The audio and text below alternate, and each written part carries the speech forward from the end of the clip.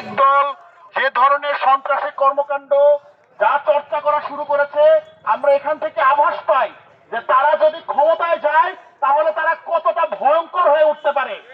আমরা এই যে 2000 শিক্ষার্থীদের রক্ত, আহত, পঙ্গুত্ব যারা বরণ করেছে, এই বিনিময়ে আমরা যে বাংলাদেশ পেয়েছি, সেই বাংলাদেশে আবার কেউ এসে শিক্ষার্থীদের গায়ে হাত তুলবে, ছাত্র সমাজের গায়ে হাত তুলবে, তাদেরকে কমাবে, সেইটা দেখার জন্য না।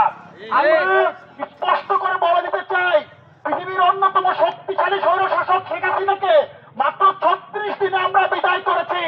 ছাত্রদল নামক এই সন্ত্রাসী গোষ্ঠীকে, বিএনপি নামক এই সন্ত্রাসী গোষ্ঠীকে বিদায় করতে 36 মিনিটও সময় নিবে না ছাত্র সমাজ। এই সকল দলকে আমরা বলে দিতে চাই, 7 মাস আগের ইতিহাস কিন্তু খুব বেশি দিনের ইতিহাস নয়। আপনারা যদি আপনাদের এমন ঘৃণিত রাজনৈতিক কর্মকাণ্ড আপনারা চালু রাখেন, তাহলে লীগের মতো ক্যাম্পাসগুলো থেকে আপনাদেরকে বিতাড়িত করতে আমাদের বিন্দু পরিমাণ সময় আমরা দেব না। একটি বিশেষ মহল মানুষকে ট্যাগ দিয়ে মারার জন্য উস্কে দিচ্ছে। আজকে দেখবেন কুয়েটে আমাদের 60-এরও অধিক শিক্ষার্থী ভাই বোন এবং শিক্ষকদের গায়ে থেকে আপনার রক্ত ঝরছে, কিন্তু একটি বিশেষ মহল আজকে নিশ্চুপ, তাদের চেতনা অবস্থায় কোনো আঘাত লাগেনি। আমরা এই সকল পক্ষপাতিত্ব রাজনৈতিক চর্চা থেকে এই সকল বিশেষ মহলকে বেরিয়ে আসার জন্য আহ্বান করব। যেখানে অন্যায় হবে সেখানে আমাদের প্রতিবাদের ভাষা অব্যাহত থাকবে।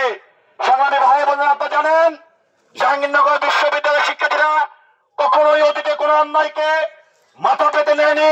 জাহাঙ্গীরনগর বিশ্ববিদ্যালয়ের শিক্ষার্থীরা যে কোনো দেশের প্রান্তে, দেশের যে কোনো শিক্ষা প্রতিষ্ঠানে যেখানেই কোনো অন্যায় হবে, সেই অন্যায়ের বিরুদ্ধে সর্বপ্রথম তাদের প্রতিবাদের ভাষা জারি রাখবে, যেমনটি আজকে তাদের জারি রাখার মাধ্যমে দেখিয়ে দিয়েছে।